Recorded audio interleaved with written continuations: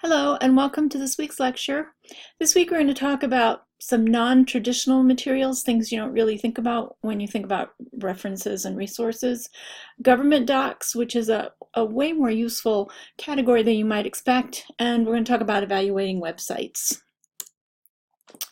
So ebooks are the first category we're going to talk about in terms of resources. And ebooks are becoming obviously more and more popular, although I find that when I'm looking at nonfiction, I'm not as happy with ebooks in general. The format is kind of limited, and the color and layout and some of what makes it attractive doesn't always come through on an ebook, but it might be a way that you would go to supplement, particularly if you can find there's some packages of ebooks available through vendors that you might be able to access in cooperation with your public library, or it may be something if you don't have a lot of room, for those of you who might be doing your library on a cart. I hope there's nobody out there doing that, but I know it happens.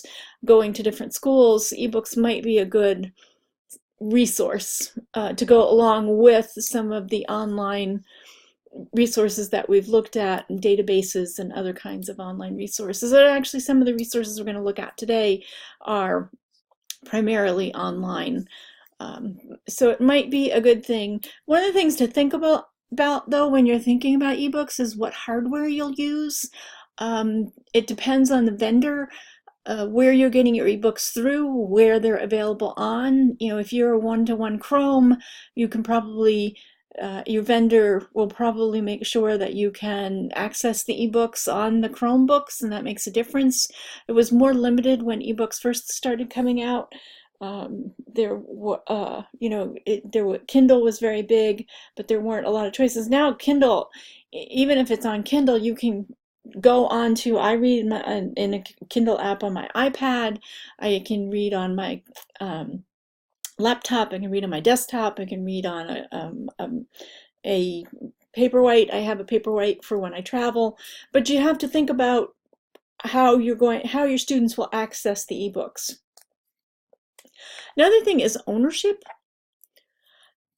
The difference between purchasing an ebook and purchasing a paper copy is you're only purchasing the ebook for an amount of time. You're not actually purchasing a copy that's yours indefinitely necessarily. Even when you do, I believe it was Kindle or Nook, I'm not sure which, actually like clawed back something that they had sold. So you thought, when you download to Kindle, often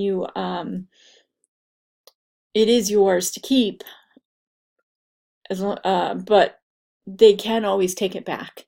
Often in a vendor type situation, it's not necessarily, it might be limited by you're purchasing 2 years, and at the end of the 2 years you won't have anything again.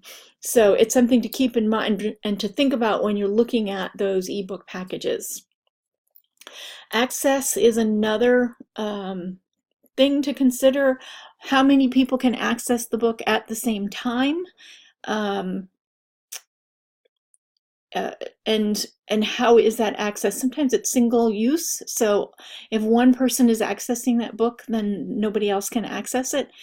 And sometimes it's unlimited access. Anybody in with credentials through your library can access it. So important to know what kind of access you have and what you're paying for. There was a trend, and there's still somewhat of a trend, toward bookless libraries. There was a while ago, this library up in the Northeast somewhere went bookless. They took out a bunch of their books. It was a private school, so they didn't really need to worry about things like, did all their students have Kindles, and they were able to purchase a certain number of Kindles for lending, and they took quite a few books out of their library and went bookless, somewhat bookless. It was a large number of books that they got rid of, and they bought coffee machines, Keurigs and whatever, and laid out the library more as kind of a place to come and work and drink your coffee and whatever. But there was few books to browse through, and it was interesting because after a few years, there was a lot of articles on this bookless library, and then I found an article a few years later where a new librarian had come in, and the teachers and the students really didn't love a bookless library. When they wanted new books, they wanted them in print because kids and teachers like using print. And it's amazing that even the young digital born students still like print. So it was, a balance is good. I think when they say we're going bookless, we're going to get rid of all the books, that's not good. But having maybe some access to ebooks, but also having print access is good. The other thing that happens is, this is a big topic right now. Macmillan, I think on November 1st, is imposing an embargo on ebooks. So for 8 weeks, the first 8 weeks that a book is out, I think I got this correct, a library can only have one copy. Remember we talked about access? So only one person can borrow that book during the first 8 weeks, at a time during the first 8 weeks. And really is not a good thing. If you look up Macmillan embargo, you can find out more about it, because it's going to frustrate a lot of readers because they get on waiting lists. Like, I know my daughter reads a lot of books through on ebooks through the Brooklyn Library, where she lives, and often she's on a waiting list for a while, which she's fine with, but it can be 2 weeks or whatever. But here it's kind of like, if you've got a bestseller coming out, you've got 8 weeks of only one ebook available per reader. That's not going to work, especially in these large libraries. So there's some issues with ebooks that have to be thought through. I'm not saying never use them. I think there's a way to bring balance using ebooks, but there are some things that you have to think through when you're bringing them into your library. And certainly if somebody says to you, we don't need books anymore because we don't need the print copies anymore because we can have ebooks, I don't believe that. It's like why do we need librarians now that we have Google? It's just not the same thing at all. Okay, another unusual non-traditional source when thinking about reference resources, informational resources, are audiobooks, which are generally not used for reference, generally not used when people are doing research papers. I personally don't love listening to nonfiction on audiobooks, because particularly if it's nonfiction that has a lot of images, because I feel like I lose so much. I want to see the pictures and I want to see them as I go along. So it depends on why you're reading the book, what kind of book it is. There's some particularly older, written for older students or adults nonfiction that is very text heavy and may work well in an audiobook, and certainly could work well as a companion to a print copy. But it's not something I think about in terms of reference. I think about it more in terms of pleasure reading with audiobooks. Music. You might be helping people find music that might be needed for projects such as book trailers or presentations, whatever they need it for. Something to keep in mind is that copyright for music is very stringent, much more stringent than photos. They have the same,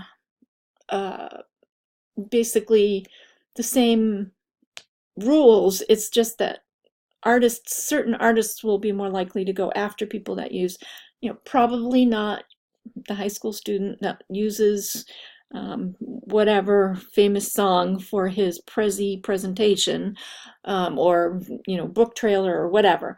But it's good to have your students be aware of and cognizant of the fact that that's not correct, that they copyright, if you're going to use music, you either need to find copyright free music or it needs to be paid for.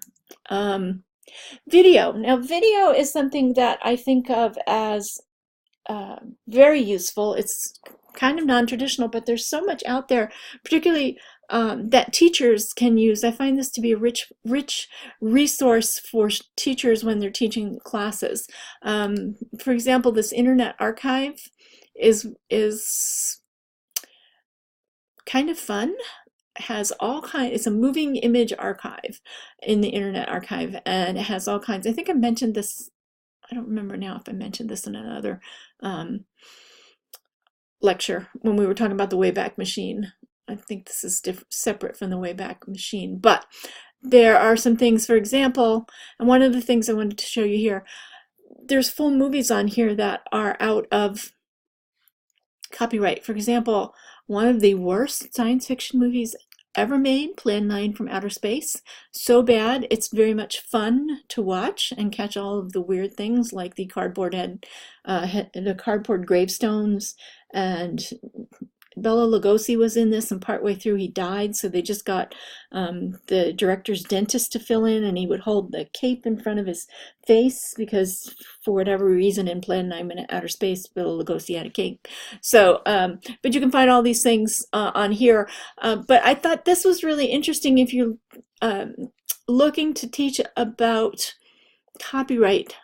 This has a really interesting narrative about why this is now in the public domain, and it includes somebody tried to renew it and to the heirs, and it was not valid for these reasons. So if somebody's interested in the history of how something got into the public domain, this site includes that information for its movies. So again here, this one doesn't have as much. This one has more reviews than why it's in public domain. Doesn't really say it's in public domain, but it's 1959 also. So obviously, if it's on here, it should be in public domain. It doesn't explicitly say that for this one. Let's see Lady Frankenstein, what it says about that. Public domain. Oh, actually, I may have missed that. Here it is. Let's go back to House on Haunted Hill. Public domain. Blah. Okay. So yes, this is in public domain also, which means a teacher could play this in the classroom with no issues. This is a quirky little collections of videos that I came across. It's the periodic table, and for each of the elements, there's a little video associated with the element. 3 to 6 minutes that gives sometimes experiments, sometimes this one's 8 minutes, sometimes just. So here we have a sample of titanium wire. Titanium is a really quite fantastic metal. It's very, very lightweight and very, very strong. So you can see that it tells you about the metal, about the element, and sometimes it'll do experiments. There was one on frozen oxygen is magnetic, something I didn't know. And then this was really cool. This guy is in a lot of these videos. I don't know if if this was his idea or not. He's kind of a wild wild-haired guy. This is not him, but he's coming up. So what they're showing here is they're taking little, we have an amazing demonstration grape tomatoes, putting eyes on them. Are important in the lab. It's a very simple. And here, this guy who looks like the epitome of a crazy scientist, but they're using tomatoes as substitutes for eyes, and looking at after the volcano demonstrating why you need strong. Then why you need to wear safety glasses. So it has by pieces of glass. One of them was actually peeled. This is the impact from they exploded something, you and this is the impact where the glass had gone through. The glass tube broke. So I think this is pretty interesting video on safety. But there's also, you know, if you're looking for some we would do it really in the second some different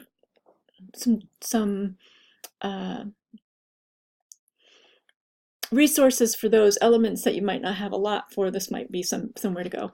Of course, oops, TED Talks are very useful, and there's a ton to choose from. There's TED Talks, and then there's TEDx Talks, and they're usually 10 to 20 minutes about a particular topic. If you've been in my children's lit class, you've watched the one on single story, so they can be used as a great supplement. You can, somebody who's an expert in that field talks about a particular aspect of it, so it can be pretty interesting and a useful tool. PBS, Nightline, and Nova, jeez, keep moving my thing, are also great resources for videos. I'm sorry, my mouse is being really sensitive today.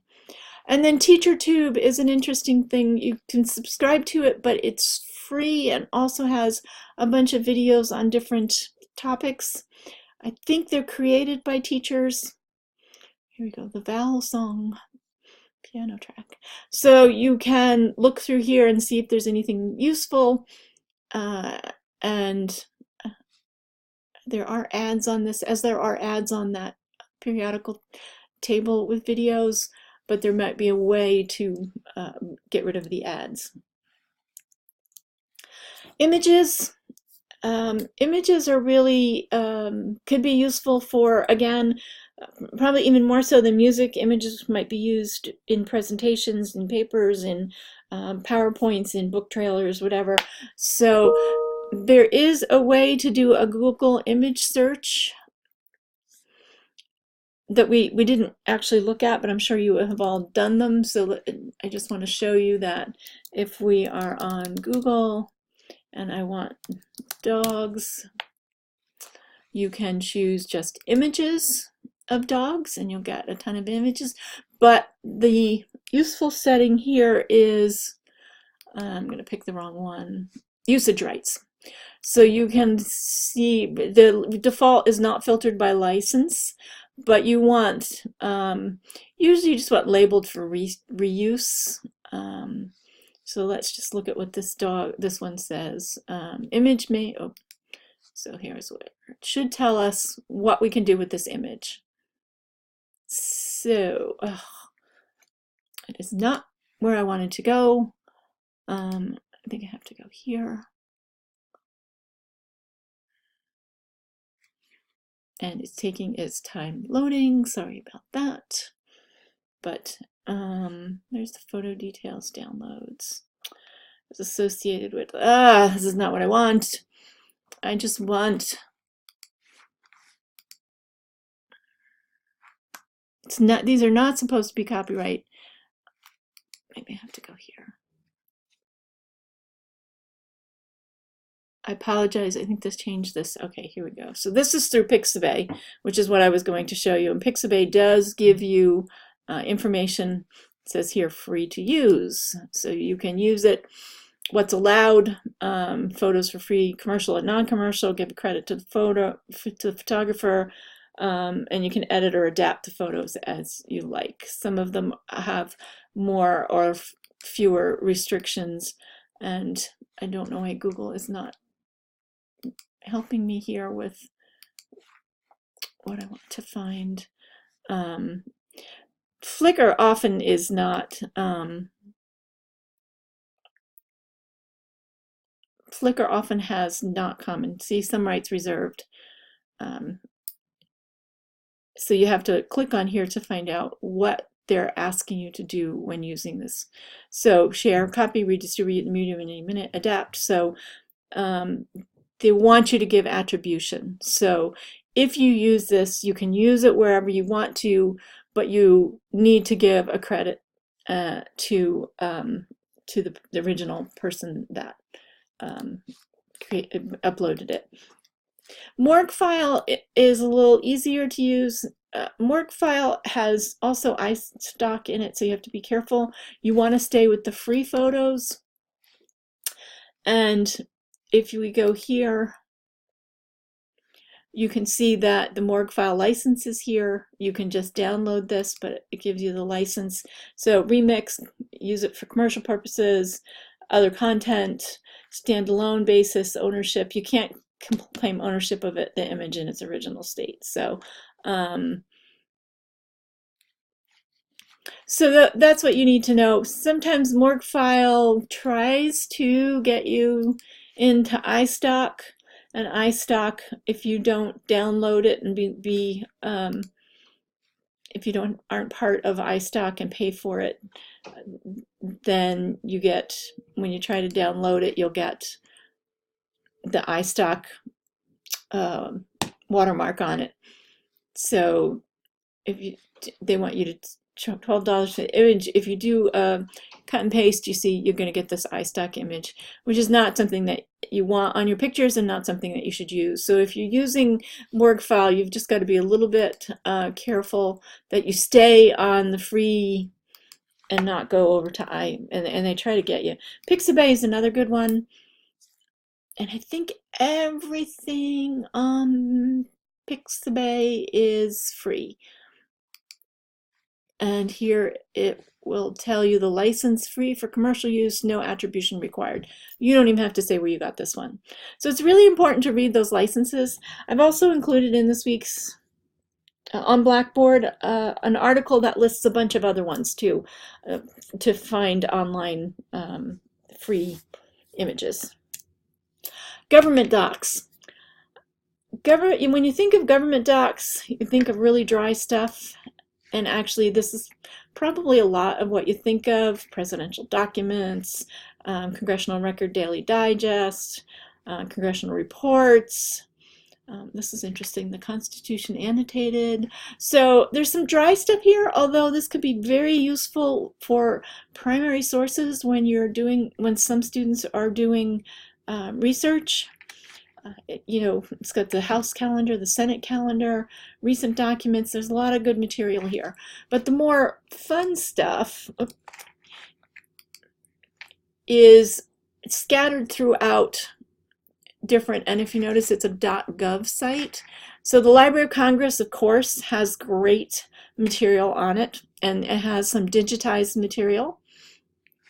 For example, if we do Great Depression, they have a collection of photographs, and they will tell you most of the stuff I believe on here is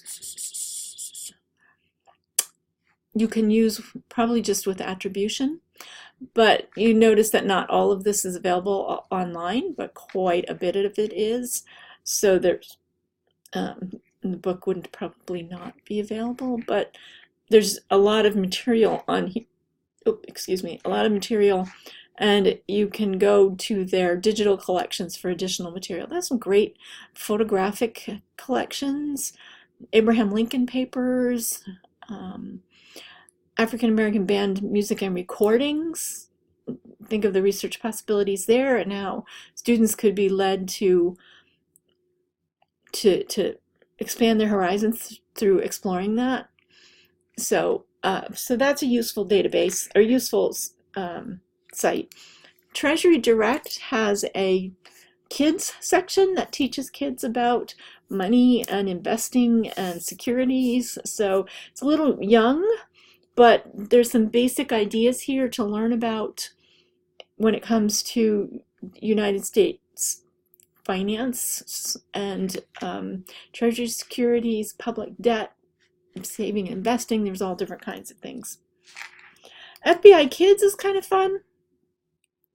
Who'd have thought I'd say that?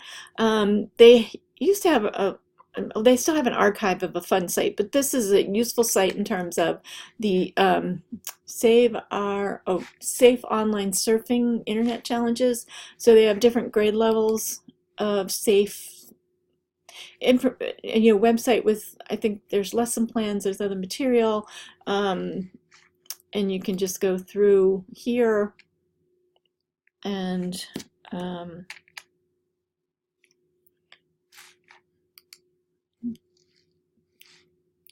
don't know what it's showing you here. You'd really have to, safe surfing, read the digital citizen lessons. So I don't know how great these are, but it is here. And there's also some other stuff. Oh, this fun and games page is a little bit out of date.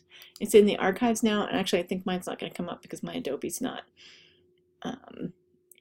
My Adobe is, I didn't set that up, but it does have some fun things to do on it. You can explore that.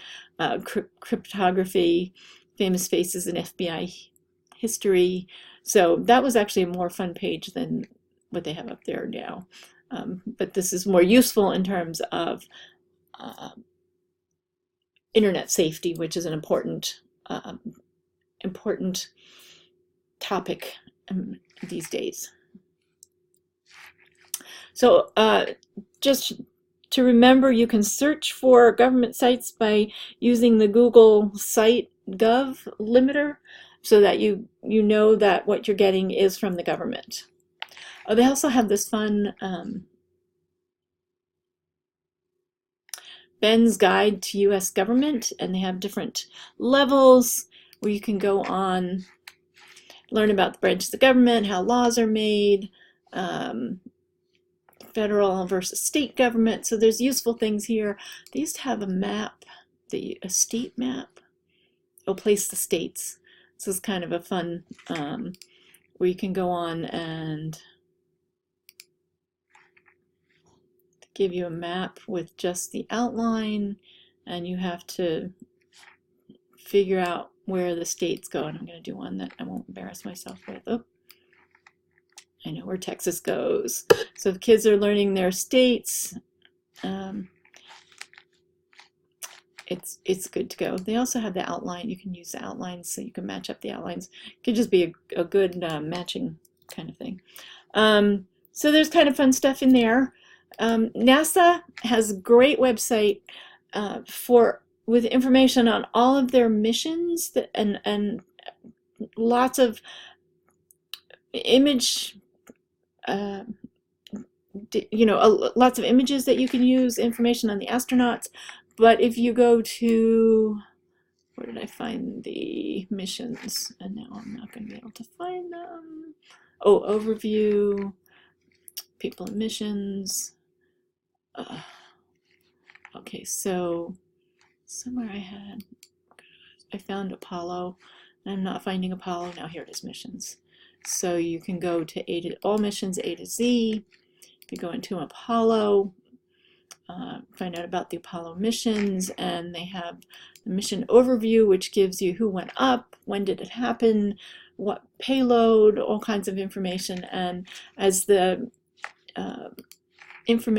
missions got longer, the information is more in depth. So this is a great website to go. Oh, here's the image of the day. What's our image of the day? Oh, multiple images of the day, but this is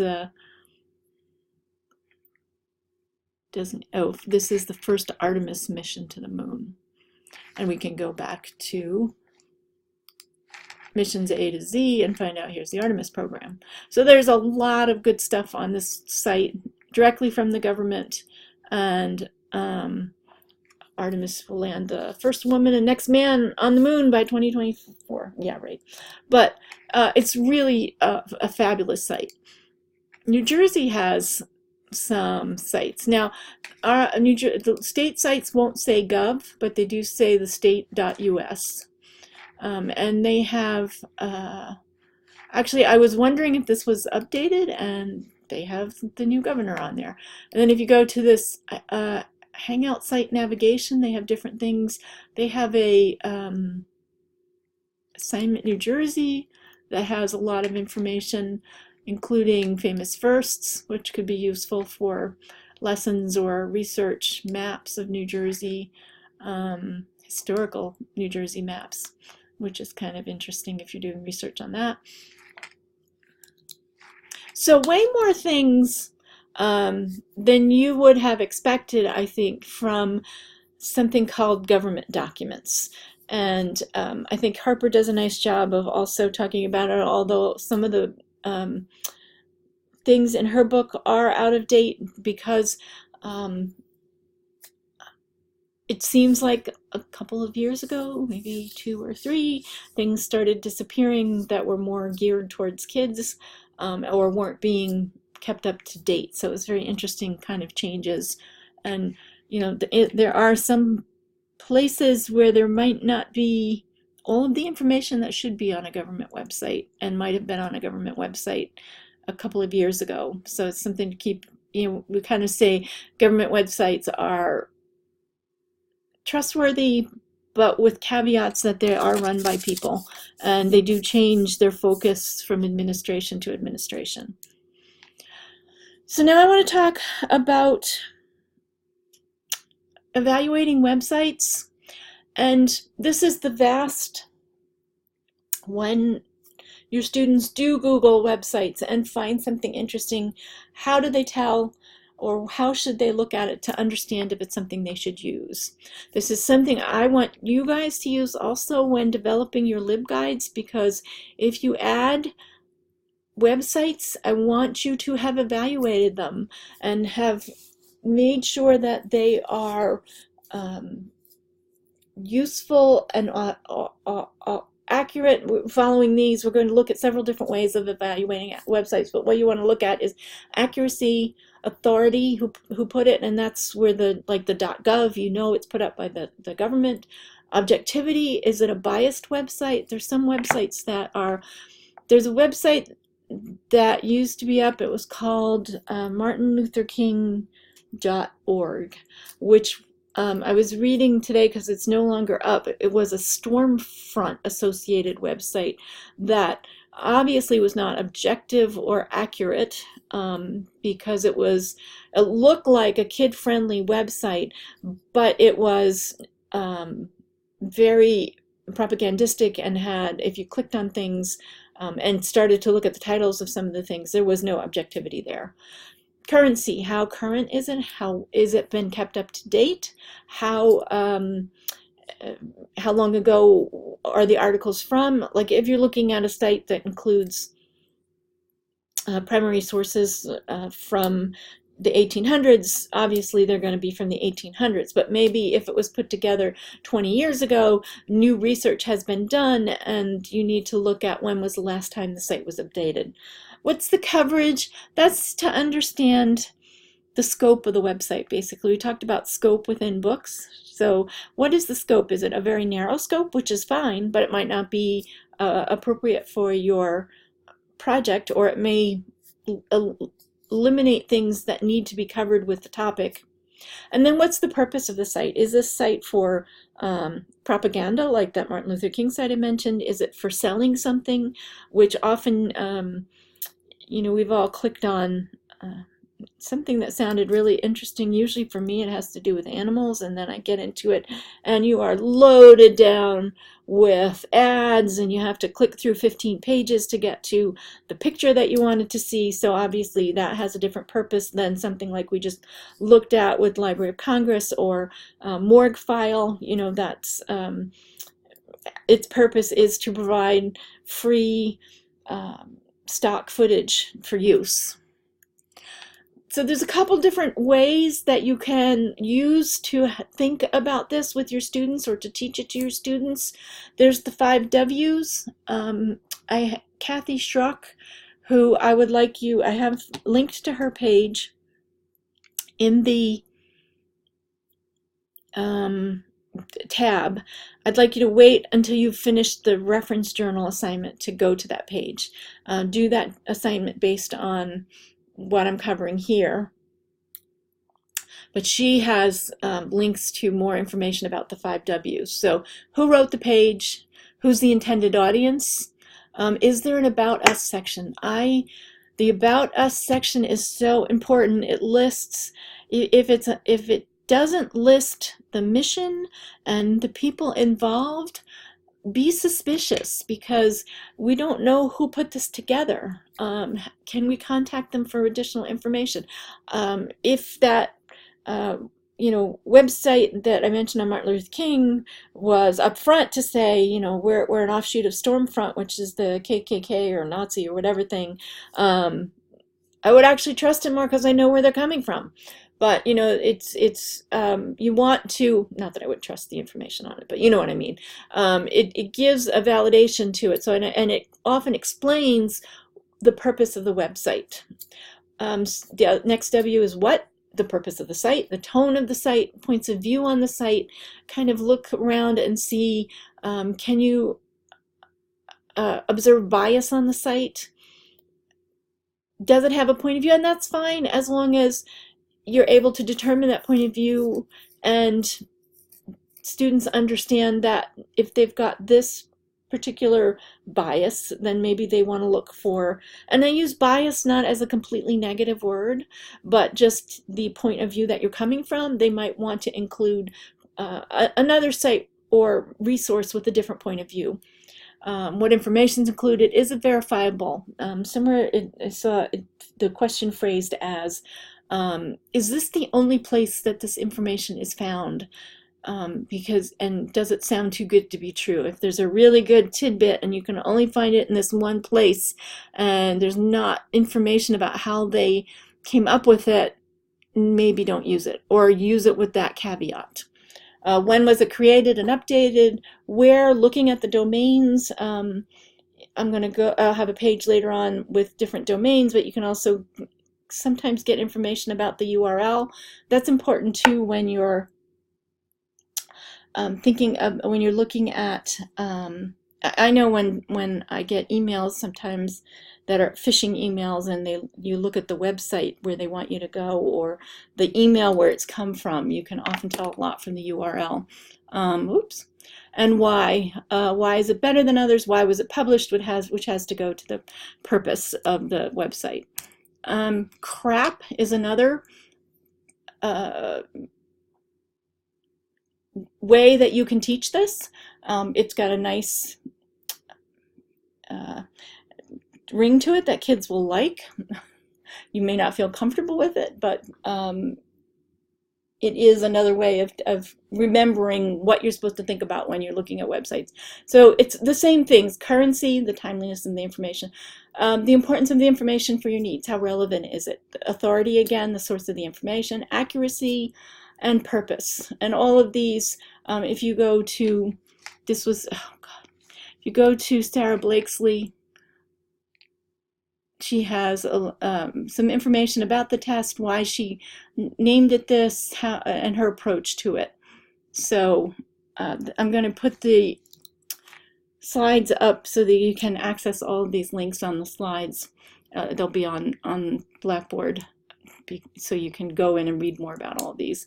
Radar is another one that people often prefer to CRAP because it just is a little more, it doesn't say crap, but it has some of the same things to think about. So relevance, why, or rationale, I'm sorry. Rationale is the first one. I typed it wrong. Why did the author or publisher make this information available? Is there advertising? Relevance is also important, but it's not what I was looking for here. Authority. What are the author's credentials? Is the author affiliated with an institution or a prominent organization?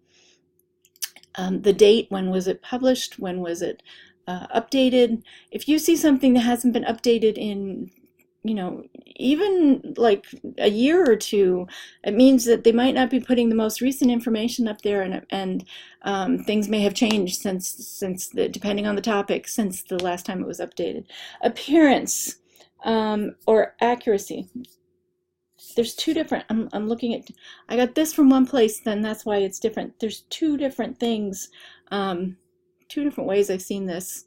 This is about Radar, and I took this from somewhere else. So actually what they did was switched rationale and relevance, the two R's, and used appearance rather than accuracy. And I apologize for the confusion, but I'm just adding this year, and I'm too lazy to go back and change this, redo the lecture. But what I've done is include this here as a link. And they have a handout here, and you can see rationale, authority, date, accuracy, relevance. And I think I was looking also at Mandelios, who came up with this.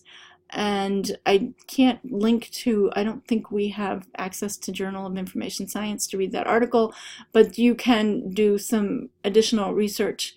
Actually, I'm going to try and find another article. I might not put it on tonight, but I'll find another article on radar and using radar to teach. But it's, all of them are really looking at some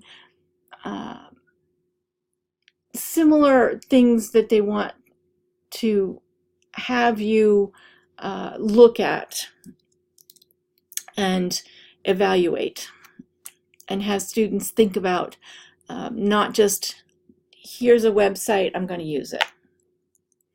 Domains, these are some domains, .com, .edu, usually more trustworthy or scholarly, I would say.